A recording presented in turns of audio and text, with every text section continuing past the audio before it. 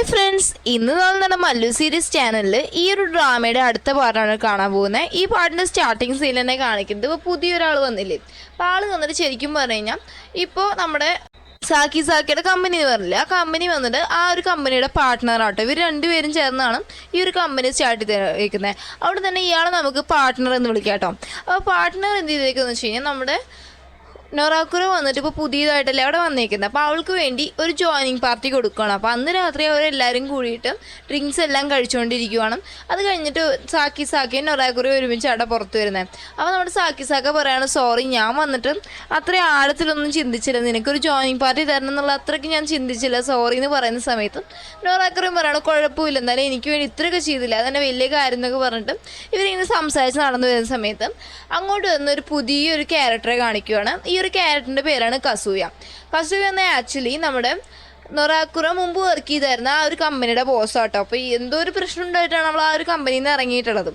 അപ്പോൾ ആളെ കാണുന്ന സമയത്ത് അവളെ വന്നിട്ട് കസൂയയുടെ കൂടെ ആക്കിയിട്ട് നമ്മുടെ സാക്ക അവിടെ നിന്ന് വരും കേട്ടോ. അപ്പോൾ തിരിച്ചു വരുന്ന സമയത്ത് ഈ പാർട്ട്ണർ ചോദിക്കുവാണ്, എന്ത് പറ്റി, അവളെ നീ സേഫായിട്ട് വീട്ടിലാക്കിയോ എന്ന് ചോദിക്കുന്ന സമയത്ത് നമ്മുടെ സാക്ക പറയാണ്, അവളുടെ പഴയ ബോസിൻ്റെ മുന്നിലാണ് ഞങ്ങൾ ചെന്ന് ചാടിയതും ആൾ അവളെ കൂട്ടിക്കൊണ്ട് പോയിട്ടുണ്ട്, കുഴപ്പമൊന്നും കാണത്തില്ലെന്ന് തോന്നുന്നു പറയുന്ന സമയത്ത് ഈ പാർട്ട്ണർ എന്ന് പറയുന്ന ആ ഒരു ചെറുക്കൻ ചോദിക്കുകയാണ്, ഇനി മേ ബി അവർ തമ്മിൽ പഴയ എന്തെങ്കിലും റിലേഷൻ കാണുമോ, ഒരു പക്ഷേ നമ്മുടെ നൊറാക്കുറയുടെ എക്സ് എങ്ങാനും ആയിരിക്കും അയാളെന്നൊക്കെ ചോദിക്കുന്ന സമയത്ത് എനിക്കതിനെപ്പറ്റിയൊന്നും അറിഞ്ഞുകൂടെന്ന് സാക്ക പറയുവാണ്. ഇനിയാണെങ്കിൽ കസൂയ എന്ന് പറയുന്ന ആ ഒരു ചെറുക്കൻ നമ്മുടെ നൊറാക്കുറെ വിളിച്ചുകൊണ്ട് പോയില്ലേ, അവർ ഒരു സ്ഥലത്ത് നിന്ന് ഡ്രിങ്ക്സ് ഒക്കെ കഴിക്കായിരിക്കും കേട്ടോ.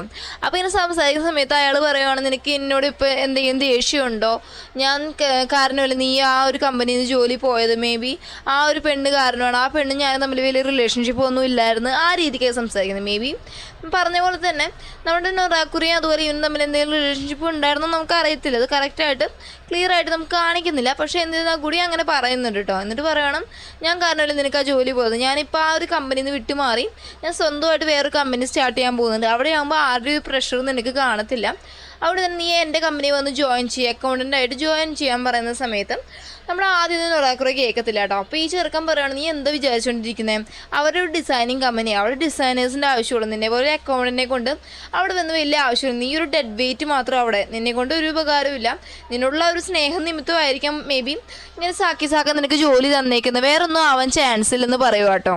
ഇനി അടുത്ത ദിവസം കാണിക്കട്ടെ. അടുത്ത ദിവസം വന്നിട്ട് ഇപ്പോൾ ഇങ്ങനെ കസൂയ ഇങ്ങനെയൊക്കെ പറഞ്ഞല്ലോ, അപ്പോൾ അതിൻ്റെ കാര്യം ആലോചിച്ചിട്ട് നല്ലൊരു സങ്കടത്തിലാണ് നമ്മൾ നൊറാക്കുറ അവിടെ ഇരിക്കുന്നത്. ആ ഒരു സെയിം ടൈമിൽ ഇവരുടെ സ്റ്റാഫ്സ് രണ്ടുപേരില്ലേ, അതിലൊരു ചെറുക്കനുണ്ട്. ആ ചെറുക്കൻ വന്ന് ചോദിക്കുവാണ്, ഇങ്ങനെ നമുക്ക് ഡിസൈനേഴ്സിനെ കുറവുണ്ട്, ഒരാളും കൂടി നമുക്ക് ഹയർ ചെയ്താലോ എന്ന് ചോദിക്കുന്ന സമയത്ത് നമ്മുടെ സാക്ക പറയാം, അതിൻ്റെ ഒന്നും ആവശ്യമില്ല, ഇപ്പോൾ തന്നെ എനിക്ക് ഇത് അഫോർഡ് ചെയ്യാൻ പറ്റുന്ന ലെവലിലല്ല നിൽക്കുന്നത്, ഇനി ഒരാളും കൂടി നമ്മൾ ആക്കുവാണെങ്കിൽ ഹയർ ചെയ്യുവാണെങ്കിൽ ഞാൻ നല്ല ബുദ്ധിമുട്ട്, അവർക്ക് സാലറി കൊടുക്കാനൊക്കെ എനിക്ക് ബുദ്ധിമുട്ടാവും എന്നൊക്കെ പറയുക കേട്ടോ. പക്ഷേ ഇത് വന്ന് നൊറാക്കുറ കേൾക്കും. അപ്പോഴൊക്കെ ആകെ സങ്കടവും. കസൂയ എന്നല്ലേ പറഞ്ഞില്ലേ, ഇവളിവിടെ ഇങ്ങനെ ജോലിയിൽ ഫുൾ ടൈം എംപ്ലോയി ആയി നിൽക്കുന്നതും അവർക്കൊരു ഡെഡ് വെയിറ്റ് പോലെയാണ്.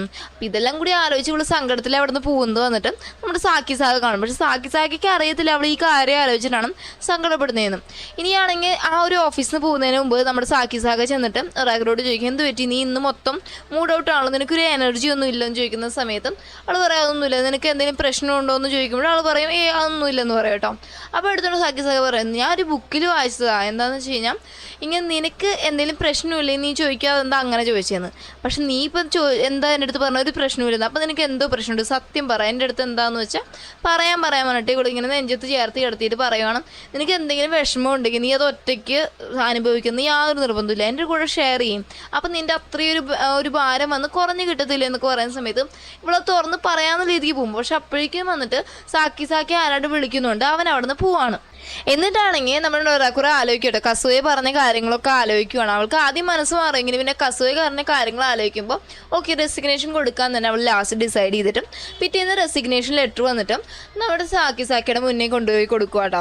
എന്നിട്ട് പറയുവാണ്, ഞാൻ ഇങ്ങനെ ജോലി മാറി പോകുന്നത് എൻ്റെ പഴയ ബോസ് തന്നെ വിളിച്ച ആൾ പുതിയതായിട്ടൊരു കമ്പനി സ്റ്റാർട്ട് ചെയ്യുന്നുണ്ട്, അപ്പോൾ അവിടെ ഫുൾ ടൈം എംപ്ലോയി ആയിട്ട് എനിക്കൊരു ജോലി തരുമ്പോൾ എൻ്റെ ഏറ്റവും വലിയ ഡ്രീം അല്ലേ അത് നടക്കാൻ പോകാമെന്ന രീതിക്കൊക്കെ ഇവൾ സംസാരിക്കുമ്പോൾ സാക്കിയും വിചാരിക്കും, ഓക്കെ അവളുടെ ഇഷ്ടമല്ല, ഇപ്പോൾ അവൻ എന്തോ പറയാനാ, അവനാണെങ്കിൽ ഇവളെ ഇഷ്ടമായി തുടങ്ങിയിട്ടുണ്ട്. പക്ഷെ അതൊന്നും അവൻ പറയാതെ ശരി എന്നാൽ നിൻ്റെ ഇഷ്ടത്തിനായി ഞാനിപ്പോൾ തൽക്കാലം ഇത് വാങ്ങിച്ചു വെച്ചേക്കാം, എന്നാൽ അവർ കമ്പനി സ്റ്റാർട്ട് ചെയ്യുന്ന ലാസ്റ്റ് ഡേ എന്നാന്നൊക്കെ നീ അപ്പം എൻ്റെ അടുത്ത് പറഞ്ഞാൽ മതി എന്ന് പറയുന്ന സമയത്ത് അവൾ അവിടെ നിന്ന് ഇറങ്ങി പോവാം.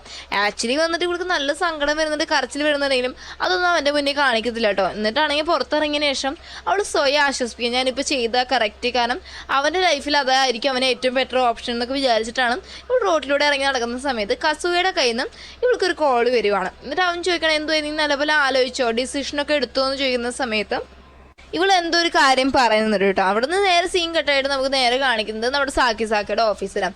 അവിടെ വന്നിട്ട് ഇവനിങ്ങനെ റെസിഗ്നേഷൻ ലെറ്റർ പിടിച്ചിരിക്കുന്ന സമയത്ത് ആ പാർട്ട്ണർ ചെറുക്കൻ വന്ന് കണ്ടിട്ട് ഞെട്ടി ചോദിക്കണം എന്ത് പറ്റി, അവൾ എന്തിനാ ഇപ്പോൾ റെസിഗ്നേഷൻ ലെറ്റർ തന്നേന്ന് ചോദിക്കാം. അപ്പോൾ ഇവൻ ഇത് പറയുന്നത് കേട്ടിട്ട് ബാക്കി 2 സ്റ്റാഫ്സും വന്നിട്ട് ആകെ ഞെട്ടി തിരിച്ചിട്ട് എന്ത് പറ്റി ഇവൾക്ക് പെട്ടെന്ന് റെസിഗ്നേഷൻ തന്നിട്ട് പോയല്ലോ എന്ന് പറയാം കേട്ടോ. മാത്രമല്ല അതിലൊരു ലേഡി ഉണ്ടല്ലോ സ്റ്റാഫ്സിൽ, അവിടെ പറയണം ദൈവമേ ഇനിയിപ്പോൾ ഞാൻ എന്ത് ചെയ്യും, എൻ്റെ കാര്യം ആ കഷ്ടത്തിലാവുമല്ലോ. ശരിക്കും പറഞ്ഞാൽ നൊറാക്കുറി ഉണ്ടായതുകൊണ്ട് എൻ്റെ എല്ലാ കാര്യവും കറക്റ്റ് ആണെന്ന് പോയത്, ഇനിയിപ്പോൾ ഞാൻ എന്ത് ചെയ്യുന്നുള്ള രീതിക്കാണ് ആ ഒരു ലേഡി സംസാരിച്ചത്. എന്ന് വെച്ച് കഴിഞ്ഞാൽ അവൾ വന്നിട്ട് ഇപ്പോൾ കുറച്ച് ദിവസമേ ആയിട്ടുള്ളെങ്കിൽ പോലും അവളുടെ ആ ഒരു പ്രസൻസ് എല്ലാവർക്കും അത്രയും വലിയൊരു ഇതായിരുന്നു, അവളുടെ ഹെൽപ്പ് വന്ന് അവർക്ക് അത്രയും വലിയൊരു ഹെൽപ്പും ആയിരുന്നു. പക്ഷേ ഇത് വന്ന് നമ്മുടെ ഒരാൾക്കുറേക്ക് അറിയത്തില്ലല്ലോ. അങ്ങനെ ഈ സമയത്ത് അവിടെ ഒരു കോൾ വരും കേട്ടോ. അപ്പോൾ ആ ഒരു ചെറുക്കൻ വന്നിട്ട് സ്റ്റാഫ്സിലൊരു ചെറുക്കനുണ്ട്, അവൻ ചെന്ന് ആ കോൾ അറ്റൻഡ് ചെയ്യുന്ന സമയത്ത് വിളിക്കുന്നു വന്ന് കസൂയ കേട്ടോ. എന്നിട്ടാണെങ്കിൽ ഇവൻ സ്പീക്കർ ഇട്ടിട്ട് ബാക്കിയുള്ളവരോട് സംസാരിക്കുകയാണ്.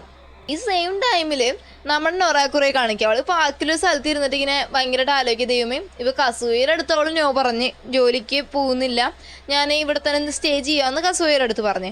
പക്ഷേ ഇവിടെ റെസിഗ്നേഷൻ ലെറ്റർ കൊടുത്തും ചെയ്തു. ഇപ്പോൾ അവൾ സത്യം പറഞ്ഞ ഒരു ജോലിയും കൂലിയില്ലാതിരിക്കുമല്ലേ.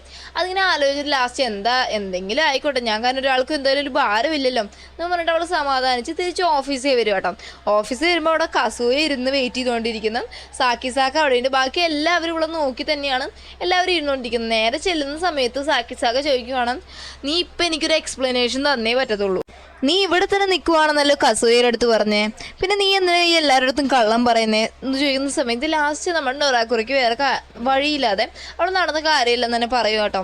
അപ്പോഴാണ് ഇവർക്ക് മനസ്സിലാവുന്നത് ഇവരുടെ നല്ലതിന് വേണ്ടിയാണ് അവൾ ഇത്രയും ചെയ്തിട്ടുള്ളത്. ആ സമയത്താണെങ്കിൽ ആ സ്റ്റാഫ്സിൽ ലേഡി ഉണ്ടല്ലോ, അവൾ കയറി വന്നിട്ട് വേണം സത്യം പറയട്ടെ നൊറാക്കുറ, നീ ഇല്ലെങ്കിൽ എനിക്ക് ഇവിടെ ഒരു കാര്യം നടക്കത്തില്ല, നീ ഒറ്റ ഒരാളുണ്ടായതുകൊണ്ടാണ് എൻ്റെ എല്ലാ കാര്യം സ്മൂത്തായി പോയിക്കൊണ്ടിരുന്നത്, നീ ഇപ്പം ഇല്ലെന്ന് പറയുമ്പോൾ ഞാൻ ഇനി എങ്ങനെ ഇത്രയും വലിയ ഭാരോടുത്ത് തലവെക്കുന്നത് നീ പറയുന്നത്. ബാക്കി എല്ലാവരും ഇവിടെ പോയി സപ്പോർട്ട് ചെയ്യുന്ന പോലെ തന്നെ പറയുന്ന സമയത്ത് പിന്നെ കസൂയയ്ക്ക് വേറെ വഴിയില്ല. അപ്പോൾ കസൂയ പറയണം ഓക്കെ നിങ്ങളുടെ ഫൈനൽ ഡിസിഷൻ അതാണെങ്കിൽ ഞാനിവിടെ സ്റ്റേ ചെയ്യുന്നതിന് കാര്യമില്ല, ഞാൻ പോവാന്ന് പറഞ്ഞിട്ട് കസൂയ അവിടെ നിന്ന് പോകാട്ടോ. അപ്പോൾ ലാസ്റ്റ് വന്നിട്ട് നമ്മൾ നൊറാക്കുറ സമ്മതിക്കണം ഓക്കെ എന്നാൽ ഞാൻ ഇവിടെ സ്റ്റേ ചെയ്തേക്കാമെന്ന് പറയുവാണ് കേട്ടോ. അപ്പോൾ എല്ലാവരും ഭയങ്കര ഹാപ്പി ആയിട്ടും നിൽക്കുവാണ്. മാത്രമല്ല എല്ലാവരും ഭയങ്കര ഹാപ്പി. ലാസ്റ്റ് വന്നിട്ട് ഇപ്പോൾ പ്രശ്നങ്ങളെല്ലാം സോൾവ് ആയില്ലേ. അപ്പോൾ സാക്ക പറയാണ് നീ ഒരു ഇഡിയേറ്റാണെന്ന് പറഞ്ഞിട്ട് തലയ്ക്ക് ഒരു കൊട്ടും കൊടുത്തിട്ട് അവൻ അവിടെ നിന്ന് അകത്ത് പോകട്ടെ. അപ്പോൾ അകത്ത് പോകുന്ന സമയത്ത് ഇവൾക്കാണെങ്കിൽ ചെറുതായി ചിരിയൊക്കെ വരുന്നുണ്ട്. ആ സമയത്ത് ആ പാർട്ട്ണർ വന്നിട്ട് പറയണം ആക്ച്വലി അവൻ ഇങ്ങനെയൊക്കെ അഭിനയിച്ചോട്ടെ, പക്ഷെ അവന് സത്യം പറഞ്ഞാൽ നീ ഇവിടെ നിന്നിൽ അവൻ ഏറ്റവും കൂടുതൽ സന്തോഷം എന്ന് പറഞ്ഞിട്ട് പാർട്ട്ണർ അകത്ത് പോകാട്ടോ. എന്നിട്ട് അകത്ത് ചെന്ന് പാർട്ട്ണർ വന്ന് സാക്കിയോട് ചോദിക്കണം ആക്ച്വലി അവൾ നിന്നേലേ നിനക്ക് സന്തോഷം ഉണ്ടല്ലേ എന്ന് ചോദിക്കുന്ന സമയത്ത് സാക്കി പറയണം പിന്നെ അല്ലാതെ നമ്മുടെ കമ്പനിയുടെ എല്ലാ കാര്യം സ്മൂത്തായിട്ട് പോകത്തില്ലേ, അതുകൊണ്ട് ഞാൻ ഭയങ്കര ഹാപ്പിയാന്ന് പറയാം കേട്ടോ.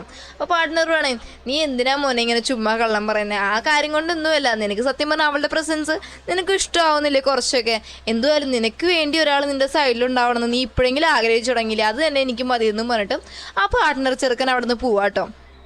നമ്മൾ സാക്കി എന്ത് ചെയ്യുന്നറിയോ, ഇവളുടെ ആ റെസിഗ്നേഷൻ ലെറ്ററും എടുത്തിട്ട് പിച്ച് ചീന്തി കളയുക കേട്ടോ. ഈ ഒരു സീനോട് കൂടിയാണ് നമ്മുടെ ഇന്നത്തെ എപ്പിസോഡ് ഇവിടെ അവസാനിക്കുന്നത്. ഓക്കെ ഫ്രണ്ട്സ്, നിങ്ങൾക്ക് ഈ വീഡിയോ ഇഷ്ടപ്പെട്ടാൽ ലൈക്ക് ചെയ്യാനും ഷെയർ ചെയ്യാനും സബ്സ്ക്രൈബ് ചെയ്യാനും മറക്കണേ. മാത്രമല്ല നെക്സ്റ്റ് ഒരു വീഡിയോ ആയിട്ട് വരുന്നതായിരിക്കും. Bye bye.